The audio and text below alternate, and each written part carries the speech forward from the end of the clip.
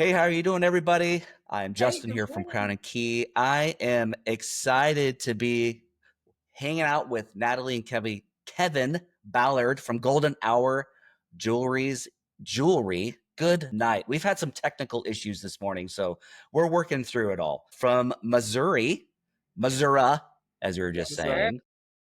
And we're going to dive in. So thank you guys so much for hanging out with me today. I really appreciate it. Absolutely. Thanks for having Yeah, us. thank you for allowing us to be on. All right. Well, cool. So let's dive into it, shall we? Let's All Please. do. right. So let's start from more or less the beginning. How did Golden Hour begin? What's your kind of your back, your I guess your history in the industry, and then what do you stand for today? Sure. I'll let you take it away. Wow. So, myself personally, I'm a second generation gemologist and jeweler. My father was in it his whole life or career. I myself started in the industry and started traveling with him, oh gosh, in my teens. But I officially kind of really made this my career. I'd say when I was 19, I went to GIA for gemology school, California, and got my GG.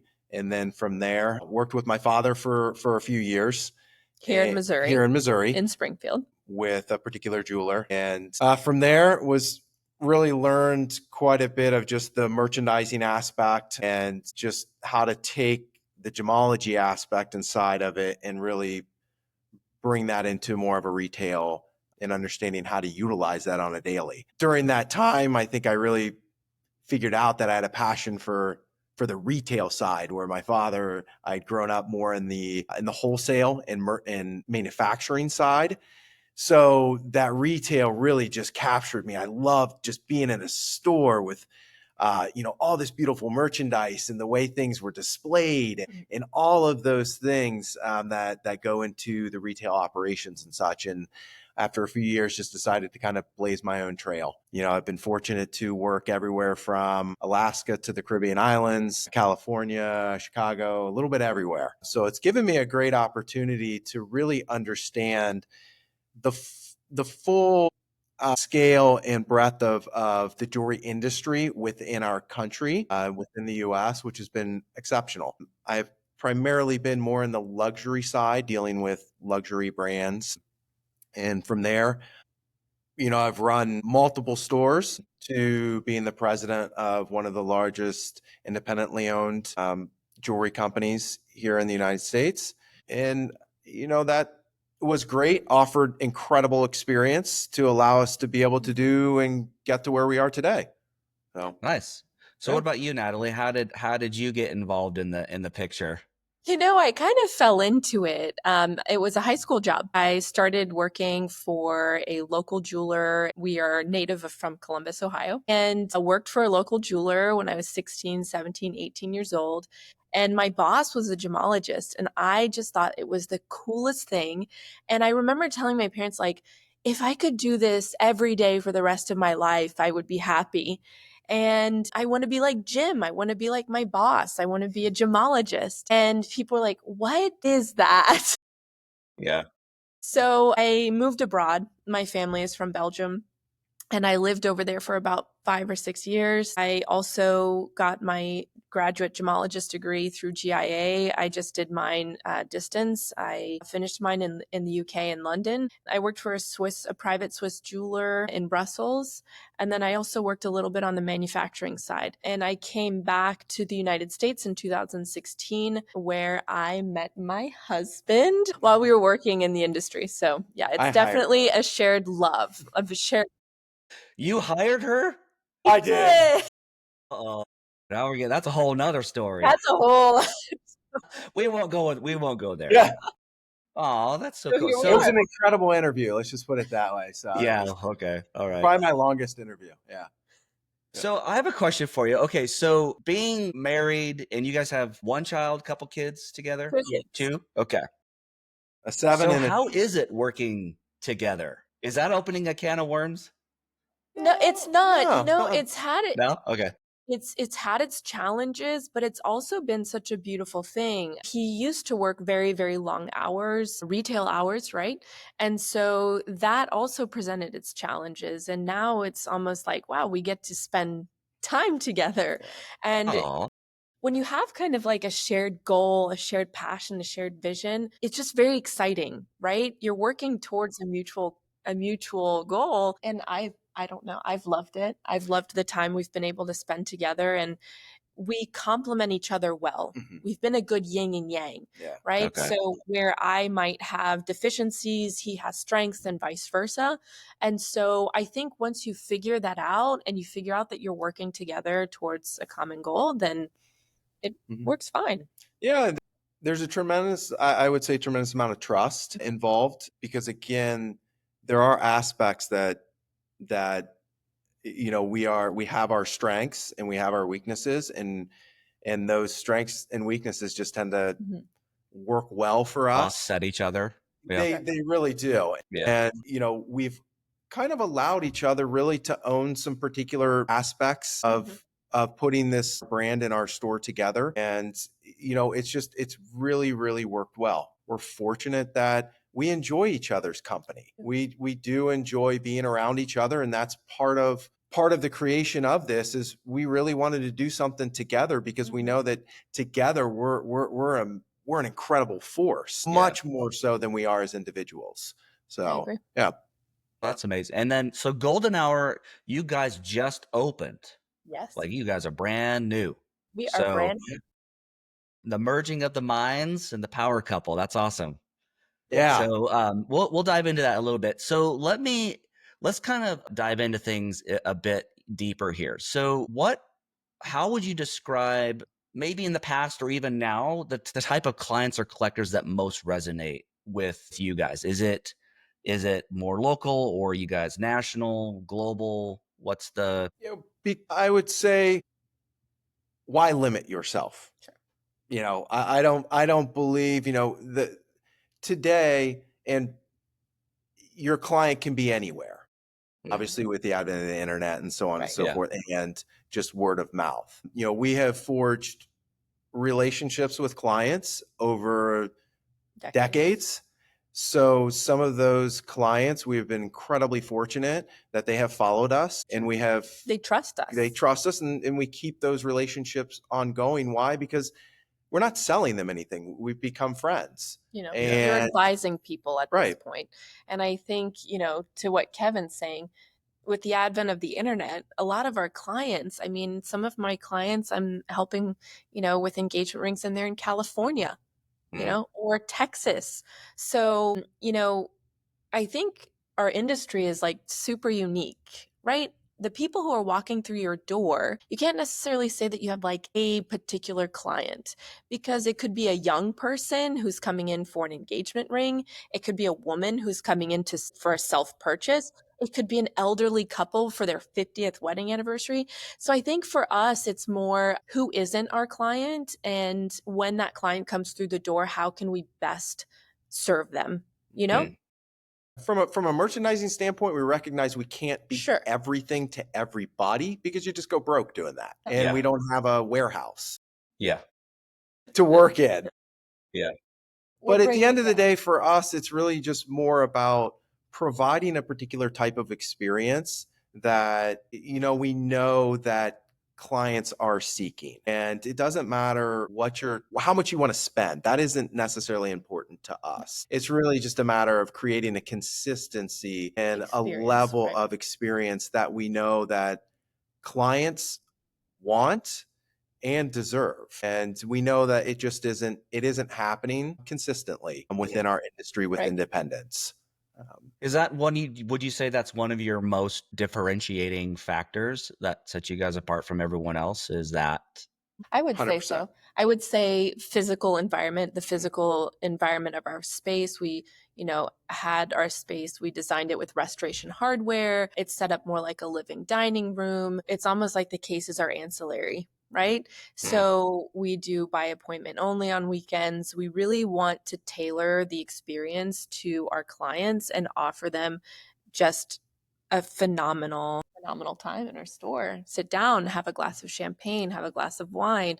Let's bring out some jewelry. We want you to see, touch, and feel the jewelry. And again, we're not here to sell people. We're here to advise them. Typically, people already know what they want. They've already looked. They've already had Yeah. some sort of inclination of what Yeah. they're looking for. You're just there to help them and confirm for them what they're looking for, right? So, I would say yes, like the physical space and then just the experience that you're giving people is our differentiating factor for sure. Yeah, I mean, when you look at it in the statistics of within the jewelry industry, your average, let's say, engagement ring shopper, first time engagement ring purchaser, they're going to visit 3 to 5 jewelry websites before they even step into a physical space. So to Natalie's point, they do have an understanding, whether it be Pinterest, Instagram, TikTok. I mean, they're getting, the as soon as you type in engagement ring into any sort of search, you're then being just bombarded.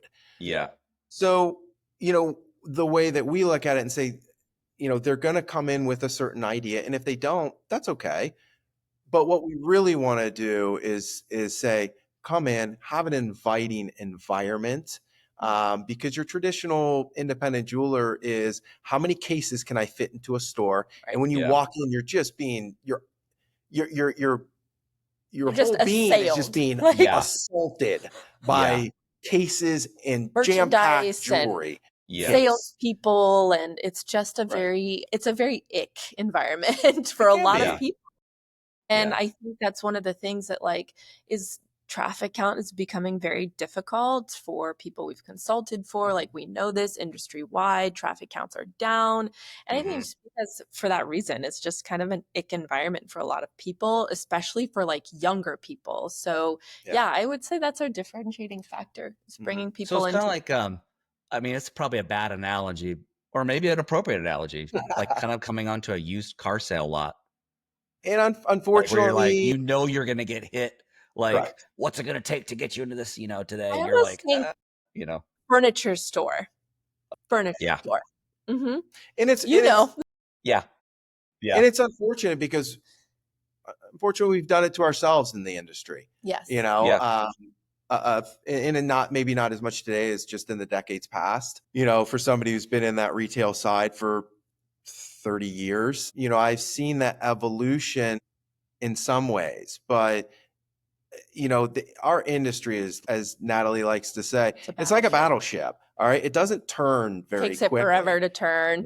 Takes it forever to change. Right. Where I've had good success and things is maybe how can we be a little bit more like a speedboat or a yacht that's got a little bit more ability to maneuver. Right. And that is kind of how we've approached things with the development of our brand is being able to pivot, change with times, right? Understand what people want, right? But you gotta know your market, and you gotta know your environment and how to separate yourself. Sure. And if you don't know how to separate yourself, it's gonna be tough. So, look, can you expand on that a little bit more? I mean, we talked prior to this call just a bit. The industry that doesn't pivot or move as quickly, like the Titanic model, like it just takes forever to turn. Why is that? Can you pinpoint it? Like, why, from your lens or your experiences, like why is it like that way? I think it's like many industries that are just very rooted in tradition and such. Family businesses passed down, always been done this way type of mentality. Yeah. And I think you're starting to see you're starting to see a shift. You're starting to see this next generation starting to take over some businesses or going, you know what? I can do this differently. But there's also an element that we're kind of discovering, and we're lucky to have. And I said to Kevin at the outset, I don't want to buy someone else's store. I don't want to buy someone else's business because I want to design the space.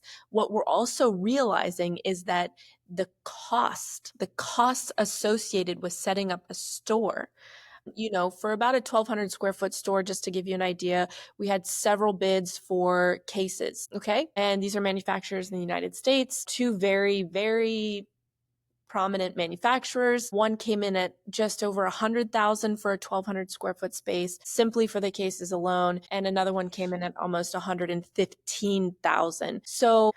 So you're realizing that once those cases are in, not many people are really able to move or change. Or do you see what I mean? Very So costly. Yeah. it's very, very costly. So even though some independents are recognizing that, like, okay, we need to kind of change with the times, it's how do you do that physically, right? Mm-hmm. So it's like kind of a dual thing. It's a little bit of just that's the way the industry goes, because there's that tradition mentality. I'm passing it down, generation to generation. It's always been done this way mentality. But there's also that kind of like more tangible physical side that it's just hard to change once you've kind of put that investment in. Do those manufacturers require you, or those retailers require you to have that kind of in those cases? Well, and this is where, again, we have our industry is global, but it's Mhm. extremely small. Mhm. Okay. And there's only so many players when it comes to the cases. But we don't know why. We don't know. There's a fortune to Yeah. be made in this. Where us and I think others are really seeing successes, and Natalie and I both looked at this going, there's got to be a better way. This doesn't make This any can't sense. make sense. And I've developed other stores and things like that for other companies. And we looked and say, got to be a better way, got to be a different way. Well, we did. We found I will give her all the props for that, but we figured out that you can go direct to the source. You sure can. The profits that these companies were making were just to give you an idea, we did it for about 20% of by going direct, just doing some homework, just having some trust, just Wow. Stepping outside of tradition. right, and saying, Yeah. you know what, there's got to be a better way than this, and just Right. continuing to push forward and not accepting Change. that no, this is the way you got to go because This is the way it's always that's been the way done. it's been. This is the Right. company. I'm like, this isn't really the Yeah. company. We're not doing this. So again, we've had to, Take some risks. push those for sure. barriers and risk it. It's been scary, you know? I bet. Is when you don't have a company to lean on who said, well, we've been in this industry for this many years Right. and we supply these. This is what jewelers do. They go, oh, they've done this and this in this store. Okay. Yeah. And it's almost like this blind trust. Oh, they've done this and this and this. Okay. But when we branch out on our own, while yes, it was a success, there's a trust fall part of it. Mhm. That can be kind of scary. But again, we hope that, and this could lead for us maybe, and if other jewelers see this, they Right. say, wow, there is another way, reach out. Like Yeah. that's something that we would love. And we were Invite it. fortunate that we did reach out to a couple other people and they were willing to do that for us and say, you know Mhm. what, do it, trust. And we did. And we found great success in that. There's something about that, like in the journey of entrepreneurship where, I mean, I know if I told you this or say this, you're going to be like, yes, it's never a straight line, right? It's always up and down, backwards, forwards, sideways. And you're like, sometimes you just want to put your head against a wall or through a wall. And you're like, why am I doing what I'm doing? And all the challenges, but it's trusting and understanding your gut through that process. 100%. At least that I've learned that it never steers you wrong. It takes a bit of creativity and a different way of getting there, but your guys are finding that way Yes. by trusting in that. I saw a quote yesterday. It said, "It's not think inside the box; it's what you do with the box that counts." Right. Something like that. It was something close. Phenomenal. Like, I don't take credit for it. I didn't say it, but I was like, that's a prime example of what you guys are doing. You're taking an industry that's been so locked in tradition and you're going, there's got to be different. I mean, it's got to be different. We could do it differently. Yeah. And then you're like, how do we do that? And then you have to figure that out. I mean, I say to Kevin all the time, I say, we have free will as people. We don't have to do things the same all the time. Yeah. It's like you say, it's like what you do with that box. I mean, when things would come up during the build out and, we had one morning where the wallpaper guy comes in. the wallpaper behind us. He says, what do you want me to do with this mural? I said, sir, I want you to put this mural on the wall. He said, oh, no, I can't do that. It's not a repeating mural. And I'm like, what are you saying to me? He said, well, unless you had it custom fit for your 23-foot wall, it's only a 12-foot mural. So I said, okay. So you only have sometimes a few minutes while they're standing there staring at you to kind of pivot. And I said, you know what? We're framing it out. So we did. And to be honest with you, it turned out better. So sometimes, like you say, what are you doing with that box, right? So, you know, and we have to be so wise with our dollars. Like, we have self-funded this project. So when we're looking at, you know, what kind of jewelry are we putting in the cases, we have to be wise with our dollars. Who's working with us? You know, we worked with brands that said, okay, if you're putting in this much, we'll match you this much, you know? So I said to Kevin, I said, it's possible and we can do it, but what are we going to do with the box that we've been given, you know? Yeah. Yeah. So what kind of major shifts are you guys seeing in the jewelry space or the luxury space? Is there anything you guys, Kevin, you're being pointed to?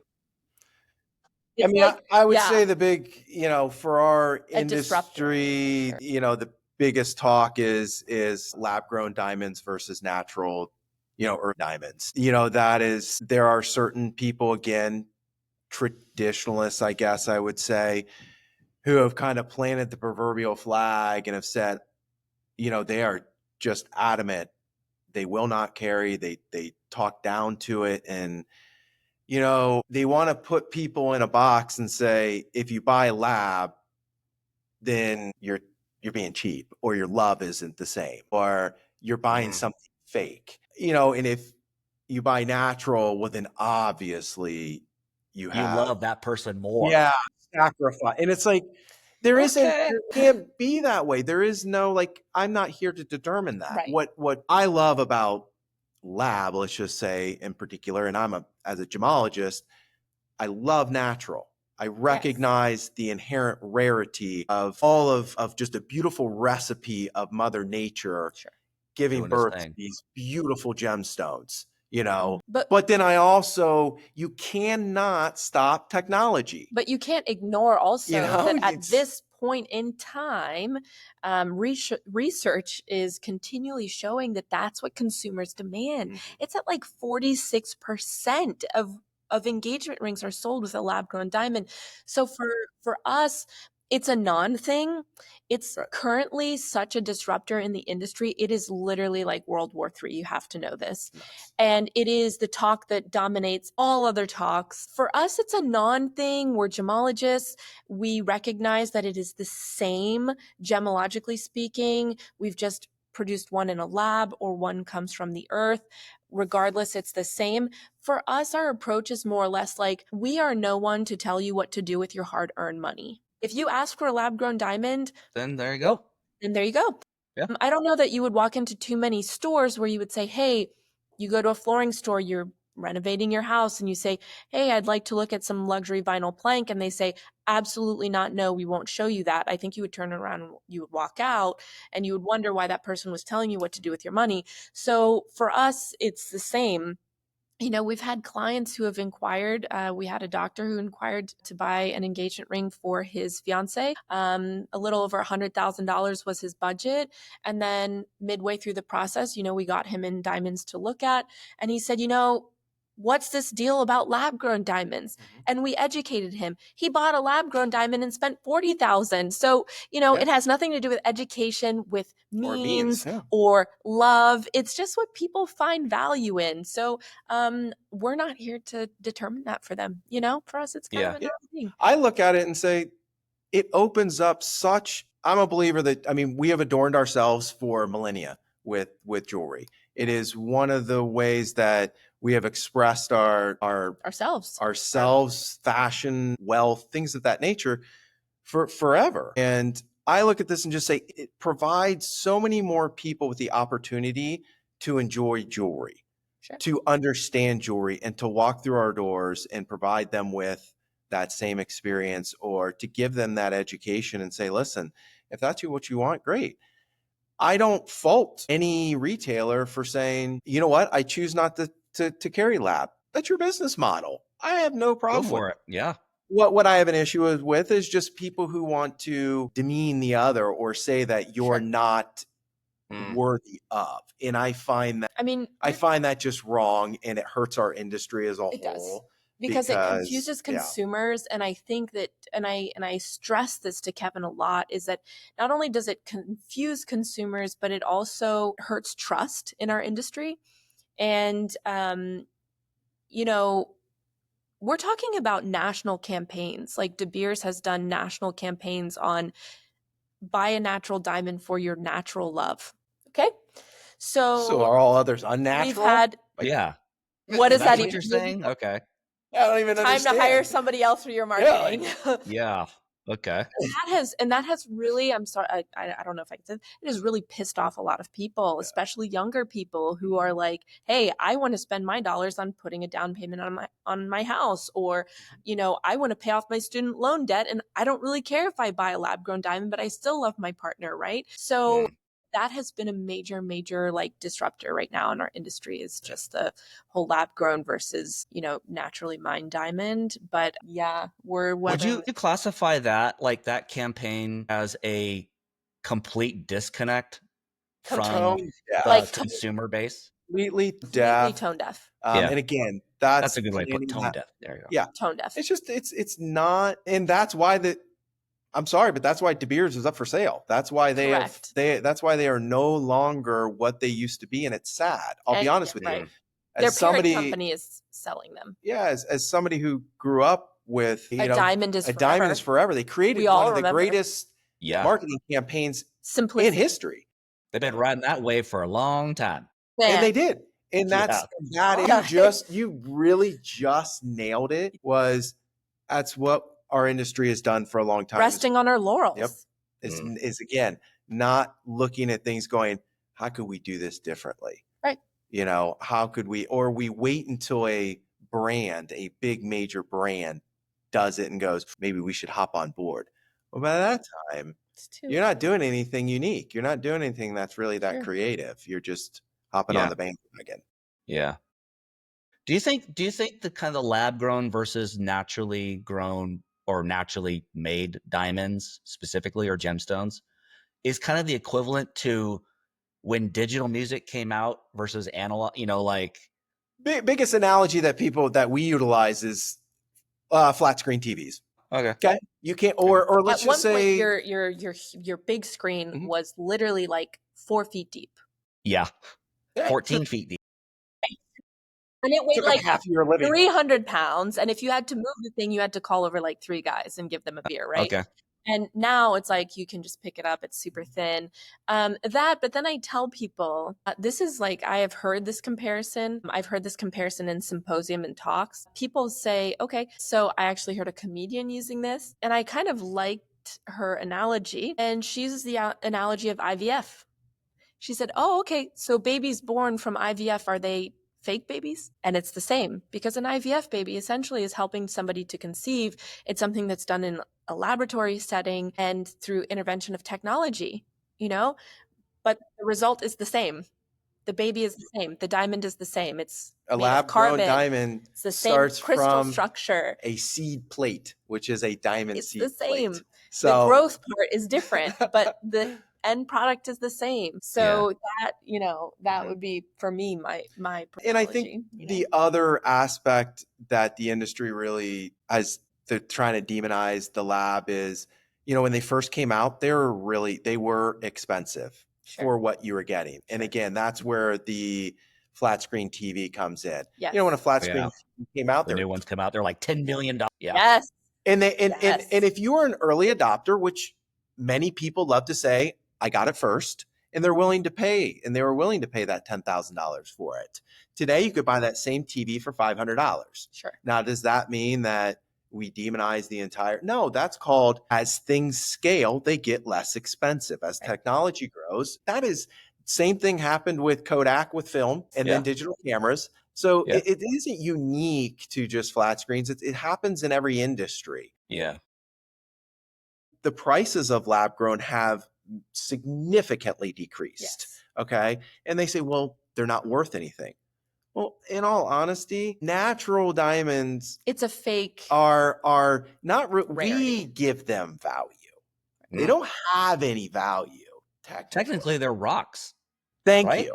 So They're we just really pretty rocks, but places a value on them. And I would never, there are very few diamonds, unless you're going to get into, which we do procure and deal with. And I've been fortunate to handle some awesome things. But, unless you're going to get up there in the uber rare of pinks, blues, reds, oranges, purple diamonds, I would never, ever sell a diamond with the intent of intent investment. of it growing its value. That has been one of the, like, I would say, the natural camp. That's been one of their big talking points is, it's, a lab grown diamond isn't worth anything. And kind of my rebuttal to that is, are you selling engagement rings to people saying that, hey, and if you ever divorce, you could recoup some money? Like, I mean, we're not selling it on value. Let's be real. Yeah, okay, we're selling emotions. Just so you know, in case it doesn't work out, you can get what you got out of this. No, oh, thank God. I mean, come on. And you can't. And that's just weird. the thing, is that you never could with natural diamonds either. And natural diamonds have also really tanked in value, over the past year and a half. Yeah. It's of significant value. So, that's, and just to like bring it full circle, that has been really the talk of our industry. The real disruptor of our industry has been that kind of lab grown versus natural mind war going on. Well, I think that it takes somebody who's willing to educate themselves on the industry as a whole to really be able to provide a perspective to the client so that they can understand it.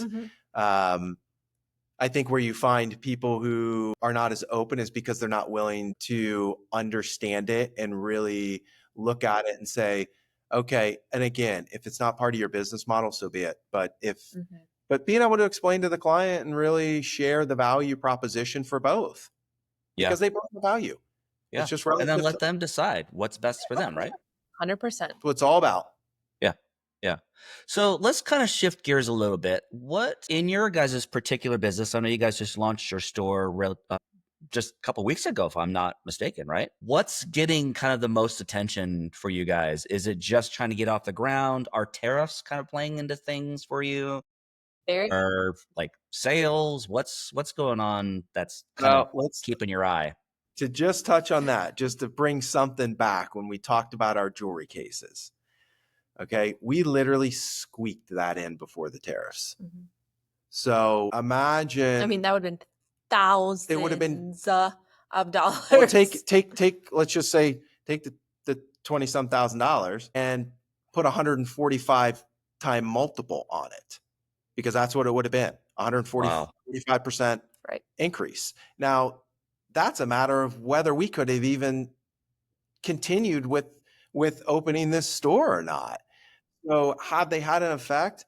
100%. It could have been, again, that it could have been just that razor's edge of whether we did or didn't do this. The week that the 145%, the escalation, the continual escalation, we'll call it, was going on, I had every single one of my jewelry vendors call me and say, okay, everything is going to be a minimum of 30% more. And as a small business owner, when you're starting, those are devastating calls to get.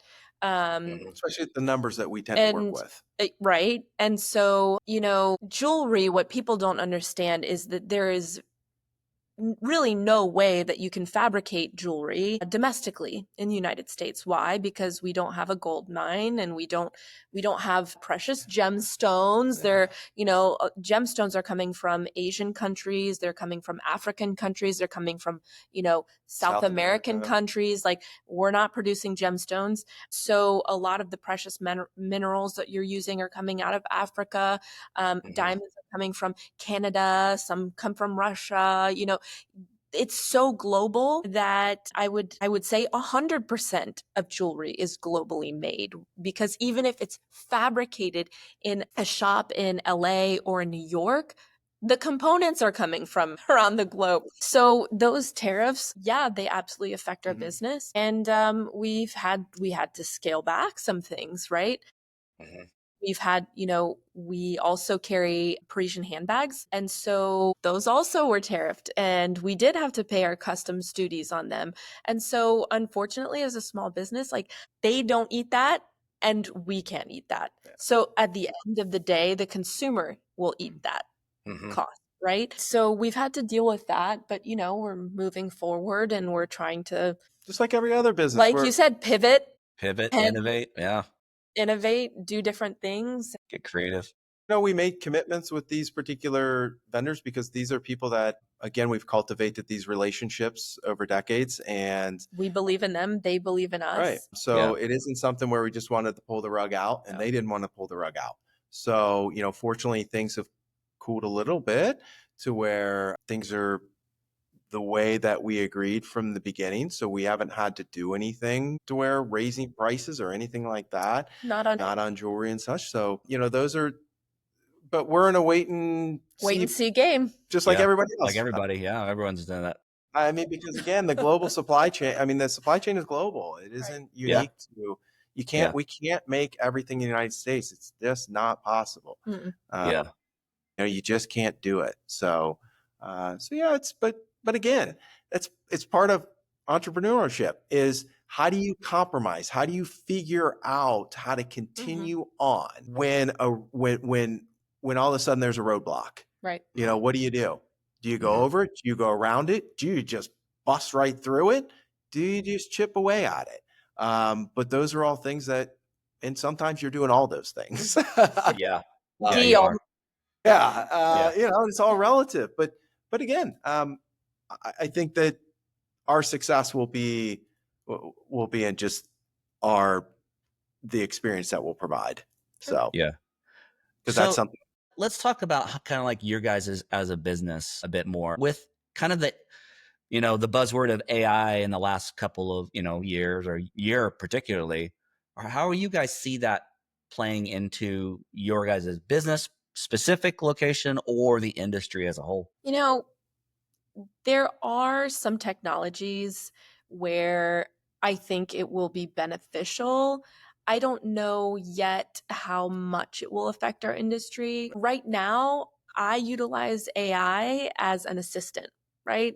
So if I need to do website copy and these are tedious tasks that I can turn over to AI, or if I need to do a product description, instead of spending hours of my time as a business owner doing that, I can lean on AI. I've integrated it in that way. But as far as like technologies, they're talking about things like being able to visualize a ring on your hand and, what size stone is this going to look like on me? I really think that's going to have a major impact on the online retail space. For us, you're physically here, you're trying it on. You know what I mean? So for us, it may not affect us physically as a store, but it will open up, I think, a lot on the online retail space. And that may take people away from, your mom and pop retail stores. So again, in our industry, as with many industries, I think there's some fear associated with it, but I don't think, that's ever been helpful. I think there was fear associated with the internet. I think there was fear. So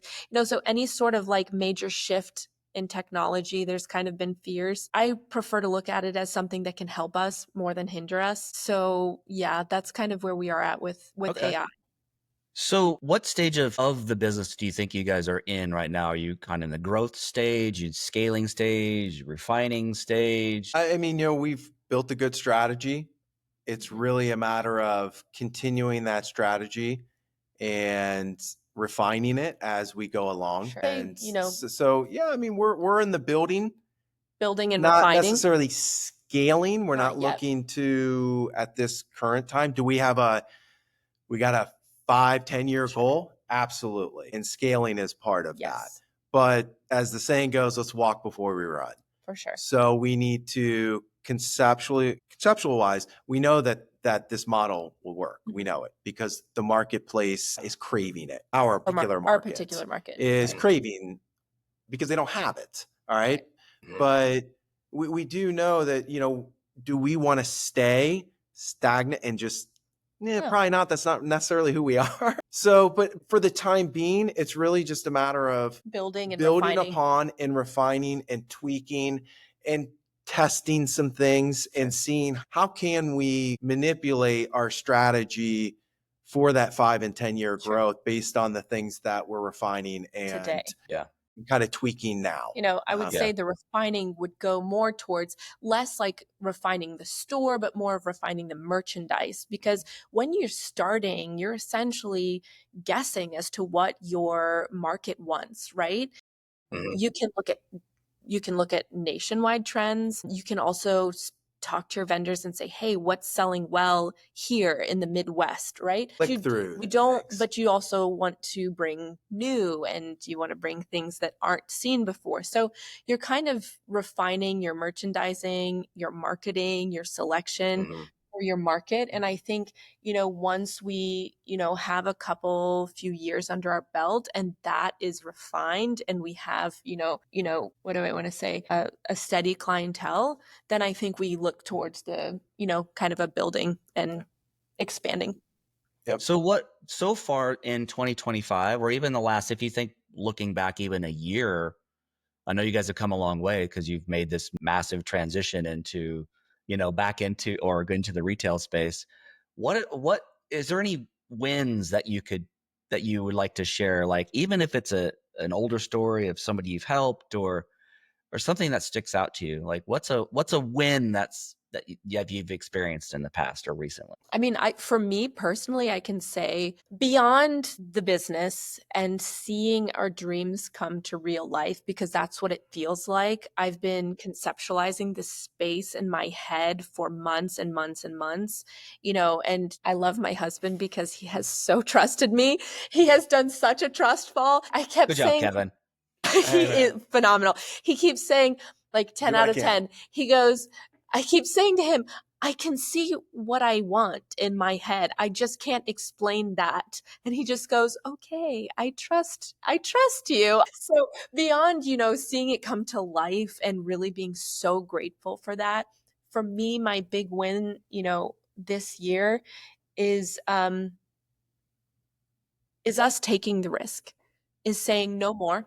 You know, he's worked for, as an executive for 13 years. He's consulted for other jewelers. He's, built other people's businesses and made other owners lots of money. You know, it's scary to start on your own, especially when you have small kids and they're depending on you.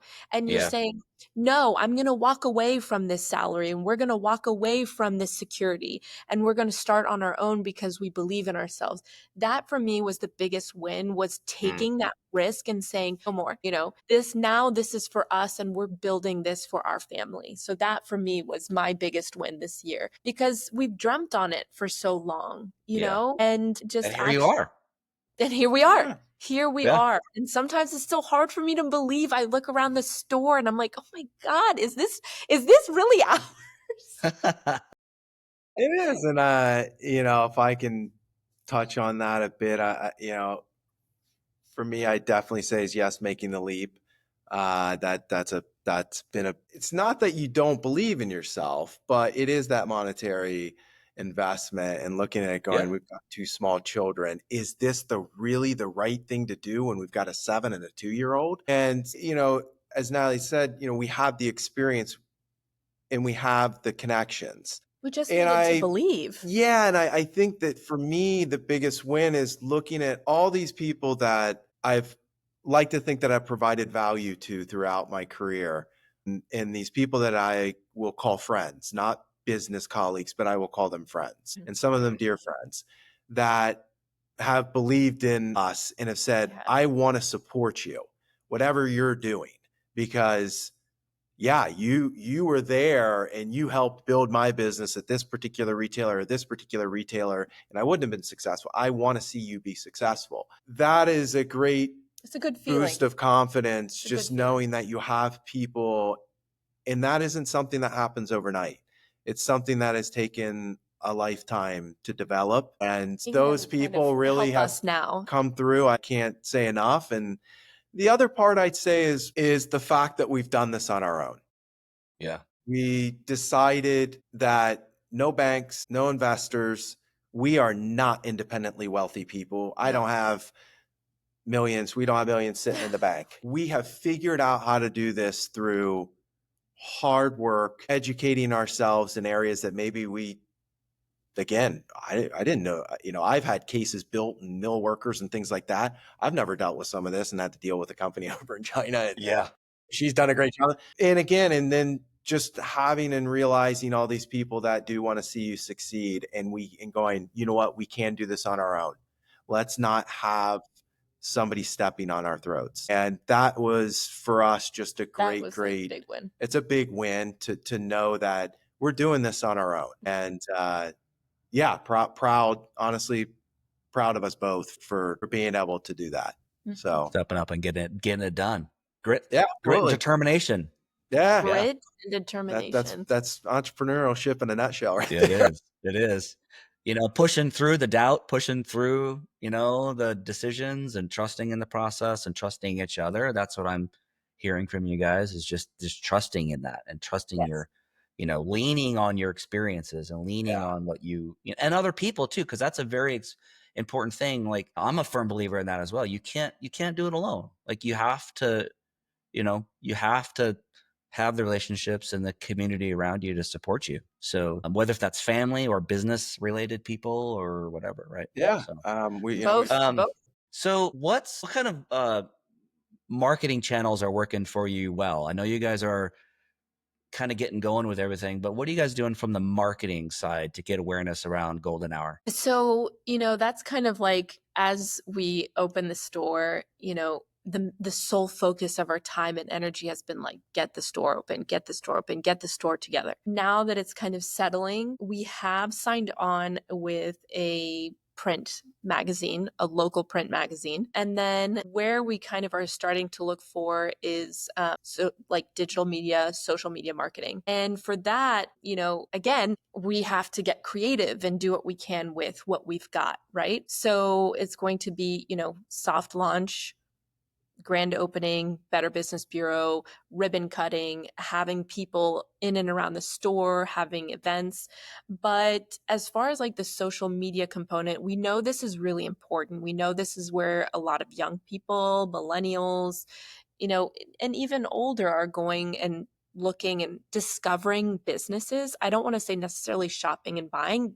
They are, but at least being aware of who you are and what you do. Yes. Right? Absolutely. Is getting that awareness. And we've been very fortunate that we decided to work with a lot of local vendors. So this market is of Springfield, Missouri. Okay. We decided in part to come here because of it's a very fertile business market. There are many independent businesses. I would say there are more independent small businesses than you'll find like big box stores, if that makes sense.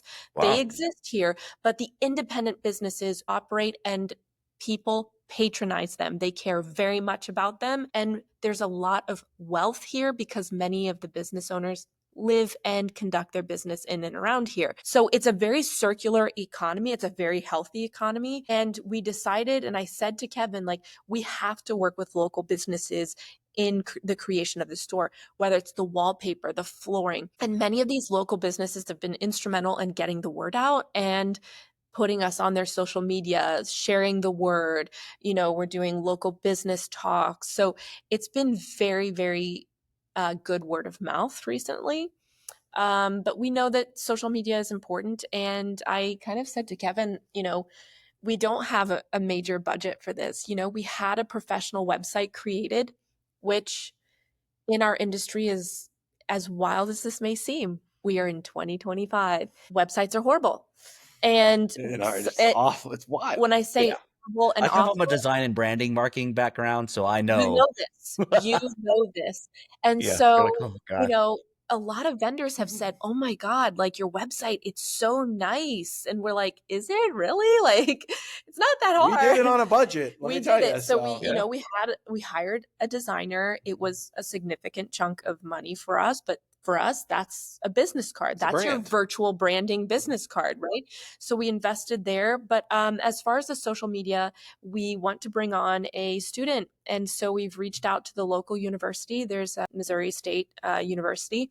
We've reached out to the marketing and said, do you have students who are in their junior, senior year looking for internships? And in fact, they are. And so for us, we want to take on somebody not only to help them with their internship, but that's also beneficial for us because it's unpaid. But then we want to learn from them. We want to grow this person, and we hope that we can continue on with them and they'll grow with us. So we want to also give them a long-term opportunity if they want to stay on with us. So because that can only be beneficial for us. So that's kind of where we're at in the kind of marketing side of things. And that, another aspect of it is I think you have to be willing to put yourself out there, network. Yeah.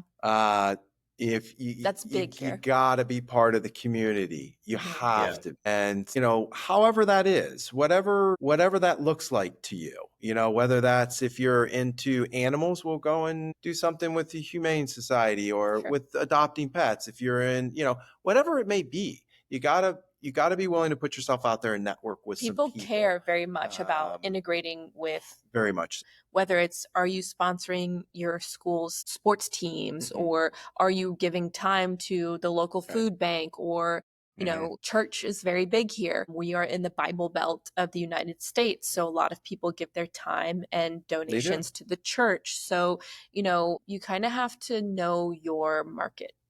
Yeah. Because each one is very different, as you well know. You got to be authentic. You got to be yourself. To be a little bit personable.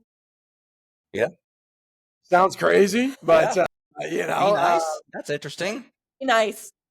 Be kind. Be nice. Be, and it's not. I think you have to. I always go into anything, whether it be a luncheon, an executive networking thing, or anything of that nature, and go. It isn't about what I can get. It's about how can I add value to somebody else. Yeah. And, if you add value to others, they will reciprocate. They will do it because why? Because you did. Because they want to see you do well. They want to see you do well. Just as you have taken you've taken the path of saying, it's not about me. I'm not looking just to grow my business, but how can I help you grow your business? And that's what I love about small business.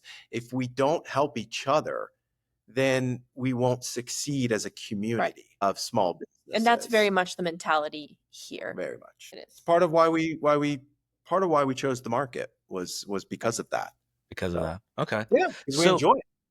So how do you see the evolution of Golden Hour kind of moving forward? Wow. I mean, I have a very distinct. I was going to say, I mean, I do believe that what we're offering from an independent, non-branded standpoint is unique.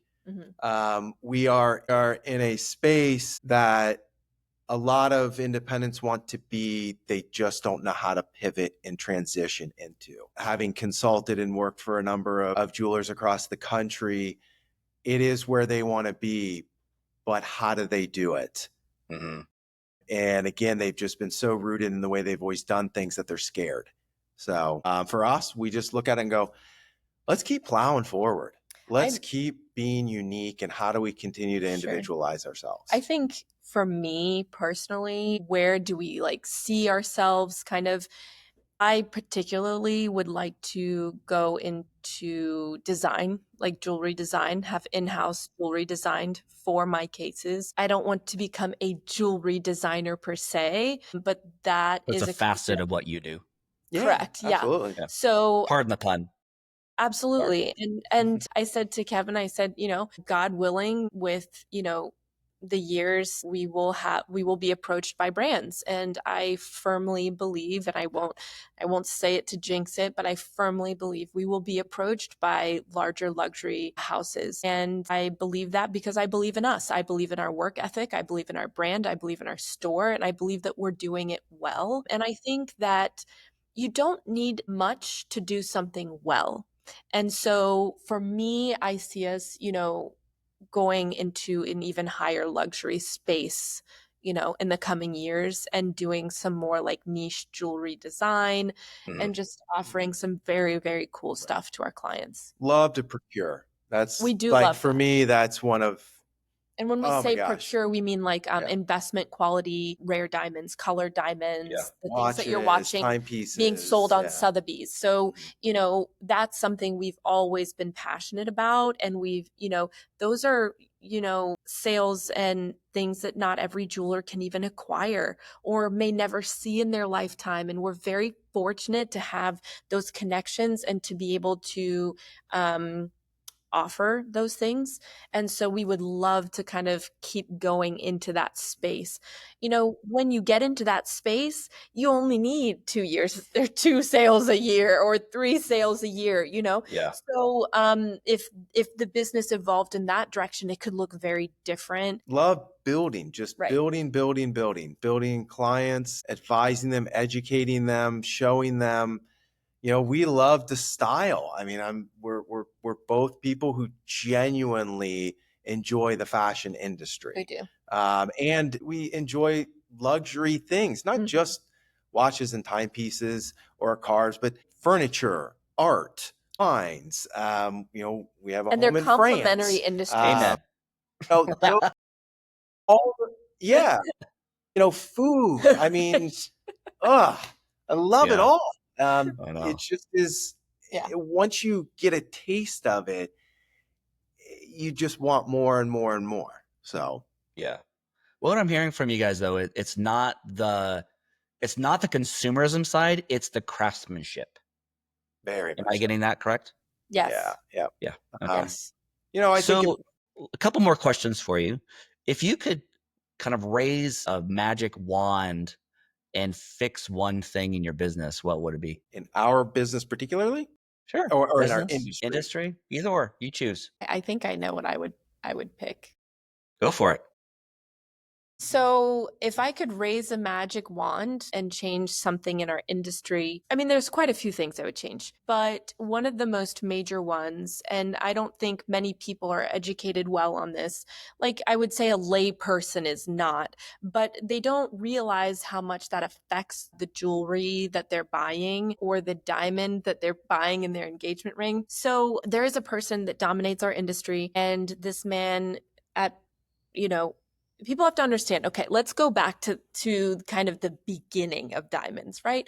There was no standardized grading system. People wonder why the color grading system starts at D. It starts at D because before they would be like, there's A, B, and C rated diamonds. It was nonsensical. And then the Gemological Institute of America, that is now global, said we're doing away with this. We're starting all colorless diamonds, highest color at D. Okay. So as that standardization began, that was in the 50s and 60s.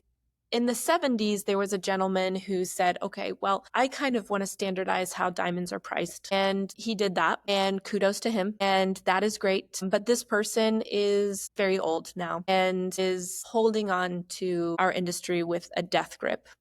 And people live and die by what this man says, live and die by the whims of what he decides.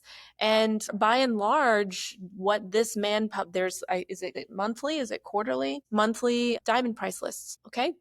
And so the diamonds that you buy in the market are affected by this one publication, this one person. So if Wow. if I could wave my magic wand, I would simply do away with that control. And Is that US or global diamond Pretty industry? global. global. Global. Okay. And again, the standardization was That was intelligent. There it was was thought behind needed. this. It It was was needed. needed. And I won't don't want to take away from the fact that this was something that was necessary in the industry. But as you know, monopolies are bad. They stifle innovation. And I think that our industry as a whole would be more accessible, would be more innovative if it weren't transparent. Yes, if it weren't for things like this. And I think that today consumers are looking for authenticity, transparency, and they want honesty. But I don't think that those are hard. I don't think that that's much to ask, you know? Right. I think those are very logical things, in fact, to ask. And so that's what I would change, really, truly. in Kind our of industry. brush that off to the side. And We need to start afresh, and right? again, You just need to burn it down sometimes and start new, and it's good for the forest. and good. I think from our perspective, again, we look at things and say, does it have to be that way? Like you said, does it have to be Does this it have way? to be? No, no. And again, you're beginning to see people really push back on that, because again, you're getting a whole new generation of people coming and going, we have the ability to have the analytics. Yeah. Okay. But people will need to be transparent. People will need to share information. And again, you have these people who say, I don't want to, and you have the other people who say, I'm willing to. So And it's at a some part. point, technology is going to win out, because it's not me who says it. Look at history. It always tends to win out. Evolution does. So at some point it will shift. It's just going to take more and more people going, there's a better way. Mhm. There's a better way. And our Mhm. clients are demanding it. There is a Yeah. better way. And Yep. and again, we'll get there. We'll see it within our lifetime for sure. It's just a matter of how and when will that come about. So Oh, if I could wave the wand in our business, oh my gosh. I mean, I would have so many more dollars to spend on cool jewelry. It's not the lack of like what I could spend the money. Yeah. I just- like But as time goes on, I really I want to bring, and we are bringing, and we do have some beautiful brands that we're bringing to this area because we think that people here deserve it. They have the money. And that's the thing, is that United States, we don't realize how good we have it as far as luxury goods. We are some of the largest spenders on luxury goods, our largest consumers on luxury goods. And it's right here in the US, right? So if you go over to Europe, jewelry stores aren't the same. Jewelry is much smaller. People don't have that expendable income. So we do have to consider ourselves fortunate and lucky that we're here in the United States, where people will spend $20,000, $30,000 on a piece of jewelry for an anniversary. Practically unheard of unless you're in Paris, London, Amsterdam, or like a larger, right, city. But yeah, if I could a ton more money to spend on jewelry brands. That's not the problem. It's the having the finances to pay for said jewelry. That's the problem. Aren't we all, right? Yeah. maybe I like just torturing myself, but I like the struggle. I like a little bit of that, and to say, and again, we will get there. I Yeah, have you'll get there. no We will. question. We'll get there. And part of that evolution is starting with one piece and then going to another, and going, next thing you know, you have a collection. Yes. And that's kind of the beauty of that journey, is that, for me, in changing something in the industry, of this industry so much. Yeah, I think it would just be some of just the infighting that we have Right. within our industry. It's just completely and utterly unnecessary. And we're literally just tearing ourselves apart. Yeah. It's like two kids in a It's nothing playground other just going at it. Yeah. Yeah, Yes. we've Yeah. created these 100%. battles, and it's like, Yeah. Even why? between, I would say, like, another thing that it really is unnecessary that I wish I could take away with a magic wand, and we can here on our level by educating our clients, is that the perception in our industry that jewelry that is made in Asia, I say Asia because there's jewelry made all over Asia, is of lesser quality. Okay. I have seen jewelry made in Thailand. Okay. These are now fourth and fifth generation jewelers. Okay. So my late father-in-law was traveling to Thailand in the 60s, and they were already making jewelry in the 70s. Okay. So they have had now decades of jewelry experience behind them, and they make high jewelry now and can make phenomenal jewelry. But you still have like stigmatism amongst our industry professionals and amongst consumers, I think, that just That's because cheap. it's right there, that Yeah. it's cheap. Yeah. They have So- wealthy people too. They have people who Uh-huh. understand craftsmanship. And if you look at it, They the do. U.S. has been around for how many years? Yeah. And they've Not as been long as Asia. And they have Oh, been thank making you. jewelry for millennia. that. Okay, So it's so- like, who's making what? So Yeah. can you get cheap jewelry made overseas? Yes, but you can also get cheap jewelry made in America. We also make cheap jewelry. It just depends where you right? Go to a swap meet. You'll see it there. It's So perception. it's Perception is not always it reality. is perception is not always reality, and Yeah. that would be another thing I think is that kind of there's sometimes feelings of superiority amongst different cultures, people's religions in our industry, and I think that actually like slows us down as a whole. We Mhm. just need to identify each other's like us like working as a yin and yang, like some people's strengths and other people's weaknesses, and just work together. Yeah. So a couple more questions. Looking back, is there anything you'd tell your younger self, what you know now, and it could be professionally related, it could be personally related, it could be, whatever that is for you. Like what would you give yourself a piece of advice if you could? Do you want to start? I guess for me, it would just be belief. Belief. Believe in yourself. Believe in your abilities, your capabilities. Don't allow others to stifle your growth. Some people, unfortunately, want to keep you in a particular place because it Fair. benefits them, Mhm. and don't allow individuals or groups of people to do that. You've got to have, yeah, Faith. got to have Gotta have faith faith in in yourself. yourself, and again, don't let people tell you otherwise. Yeah, I would agree. I So think, just self-doubt is real. I think for me, it's also, push through that, be uncomfortable, take that risk. But I think for me, it's more of listen. I wish I could have told my younger self to listen more, to pause more, and to listen more, because you can learn something from everybody. It doesn't matter what the industry it is, it doesn't matter what walk of life they are, you can learn something from everybody. And I think that, when you're young, you want to do everything your way, and it's typically the harder way. Of course it um, is. right? Yeah. Because you're not listening to people. So for imagine me, that. it would be to listen. And what I've learned through this process and through this experience of doing this, and what we've learned through our challenges working for other people, seeing things the way we would do things differently, is just listen. That Listen. and I've because this is a very family oriented industry. Just because somebody says you're part of the family, let me tell you something. Unless your last name is the same, you're not. Yeah. Yeah. Doesn't matter Interesting. what they say. When Okay. it comes to the dollars and cents, if your name is the same as theirs, you're not family. That's the reality of it. It is, but you Yeah. get caught up in that. Yeah. And somebody say, "Oh, you're part of the family, and you're part of this, and you're part of that." So, but yeah, it's great. I mean, I also at the same time don't know that I would want to.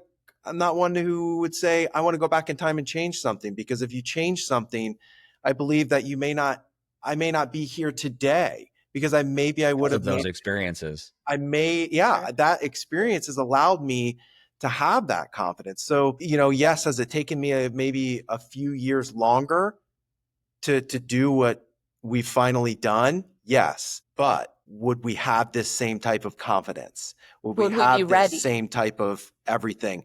Maybe, but I can tell you with 100% certainty, we do today. That's at the end of the day, that's all that matters. Yeah. So, you know, So I got one last question for you. It's really not really a question. It's more of a spotlight. What what would you is there anything you guys would like to share, like a promotion you guys got going on, like you're going to be at a specific event, or you're going to be, you have a promotion for your store, or just come by and visit and talk, like whatever that is. Call us, visit us, yeah, come see Okay. us online. We're still working on putting products onto our online store. But I think the main thing that I want people to know is that we want people to come in and see us and see what we're about, but we don't want people to be afraid to call. I mean, like we said, we've worked with yeah. people all over the country. We've done custom designs for people who have lived literally across, like, coast to coast. There is nothing you can dream of that we cannot find for you, whether it is a luxury timepiece, whether it's a colored diamond, whatever your little heart desires. I think that's really an expertise for us. And then it's also being able to educate the people that are buying it on what they're buying and the value of what they're buying. But yeah, as for right now, still kind of in planning stages for events, but we will have them, and we will have, dinners and, some nice wine events and, sip Sounds and lovely. I wish I stroll. would lived in Springfield. I'd come by and hang out with you all the time. And We you're want welcome to. anytime. We want an environment where people just go, man, I just wanted to pop by.